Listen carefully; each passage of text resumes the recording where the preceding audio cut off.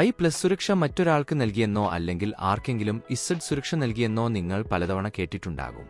എന്നാൽ ആരാണ് ഈ സുരക്ഷ നൽകുന്നത്? അത്തരം എത്രതരം സെക്യൂരിറ്റികൾ ഉണ്ടെന്ന് നിങ്ങൾക്കറിയാമോ? ഈ വീഡിയോയിൽ ഇന്ത്യയിൽ ലഭ്യമായ വിവിധ തരത്തിലുള്ള സെക്യൂരിറ്റികളെക്കുറിച്ച് നമ്മൾ ചർച്ച ചെയ്യും. 1. SPG, 2. Z+ വിഭാഗം, 3. Z വിഭാഗം, 4. Y+ വിഭാഗം, 5. Y വിഭാഗം, 6. X വിഭാഗം, 7. PBG. ഇവയാണ് ഇന്ത്യയിലെ സുരക്ഷാ വിഭാഗങ്ങൾ.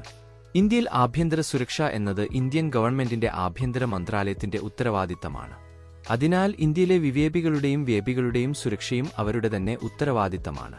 പൊതുവെ നമ്മുടെ രാജ്യത്തിന്റെ രാഷ്ട്രപതി, പ്രധാനമന്ത്രി, കേന്ദ്രമന്ത്രിമാർ, മുഖ്യമന്ത്രിമാർ, സുപ്രീം കോടതി ജഡ്ജിമാർ, ഹൈക്കോടതി ജഡ്ജിമാർ തുടങ്ങിയവർ അവരുടെ ഭരണകാലത്ത് സുരക്ഷ നൽകുന്നു. എന്നാൽ ഇതിനു പുറമെ നിരവധി വ്യവസായികൾ, സിനിമാ താരങ്ങൾ, മാധ്യമപ്രവർത്തകർ തുടങ്ങിയവർക്കും ആഭ്യന്തര മന്ത്രാലയത്തിന്റെ ഉത്തരവിന് അനുസൃതമായി സുരക്ഷ ഏർപ്പെടുത്തിയിട്ടുണ്ട്. ഏത് ആളുകൾക്ക് സുരക്ഷ നൽകണം, ഏത് തലത്തിലുള്ള സുരക്ഷയാണ് നൽകേണ്ടത്, ഇന്ത്യയുടെ രഹസ്യാന്വേഷണ ഏജൻസികൾ നൽകുന്ന ഇൻപുട്ടുകളുടെ അടിസ്ഥാനത്തിലാണ് ആഭ്യന്തര മന്ത്രാലയം ഇത് തീരുമാനിക്കുന്നത്. ഈ സെക്യൂരിറ്റികൾ സർക്കാർ നൽകുന്നതിനാൽ ഇവയുടെ ചെലവുകളും നികുതിദായകരുടെ പണത്തിൽ നിന്ന് സർക്കാർ തന്നെ സ്വരൂപിക്കും. എന്നാൽ ചില പ്രത്യേക സന്ദർഭങ്ങളിൽ ഒരു വ്യക്തിക്ക് ഭീഷണി അനുഭവപ്പെടുമ്പോൾ അയാൾ സർക്കാരിൽ നിന്ന് സുരക്ഷയും അഭ്യർത്ഥിച്ചേക്കാം. എന്നാൽ അങ്ങനെയെങ്കിൽ സുരക്ഷാ ചെലവ് വ്യക്തി തന്നെ വഹിക്കണം.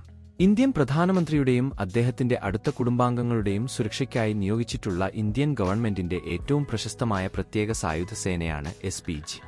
രാജ്യത്തായാലും വിദേശത്തായാലും പ്രധാനമന്ത്രിയുടെ സുരക്ഷയ്ക്കായി SPG എപ്പോഴും അദ്ദേഹത്തോടൊപ്പം യാത്ര ചെയ്യാറുണ്ട്.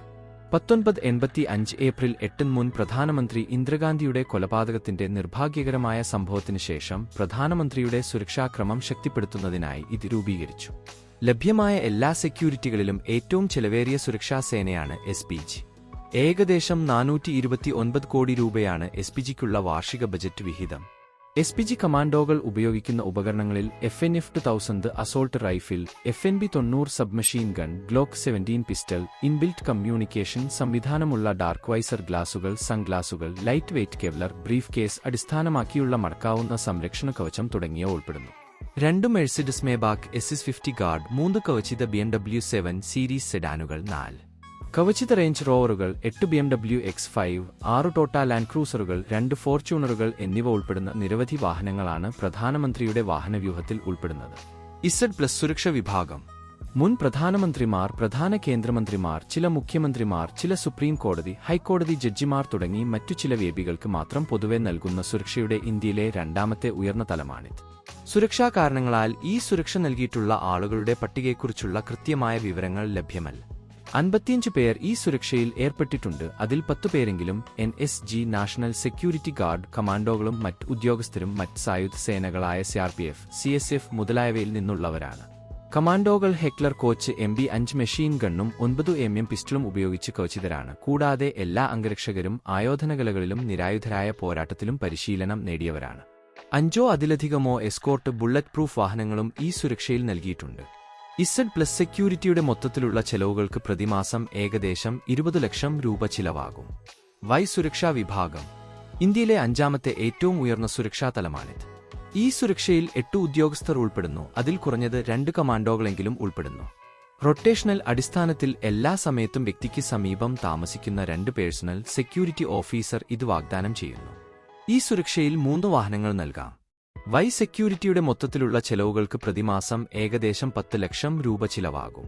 Y വിഭാഗങ്ങളുടെ സുരക്ഷയുടെ ഉത്തരവാദിത്തം CRPFൽ നിക്ഷിപ്തമാണ്. കൂടാതെ ഈ 6 സെക്യൂരിറ്റികൾ കൂടാതെ ഇന്ത്യൻ പ്രസിഡന്റിനെ സംരക്ഷിക്കുന്ന മറ്റൊരു പ്രത്യേക സുരക്ഷയുണ്ട്. PBG പ്രസിഡന്റിന്റെ അംഗരക്ഷകൻ. 1773 സ്ഥാപിതമായ ഏകദേശം 250 വർഷമായി സജീവമായ ഇന്ത്യൻ ആർമിയിലെ ഏറ്റവും എലൈറ്റ് ഗാർഹിക് കുതിരപ്പട റെജിമെന്റാണ്.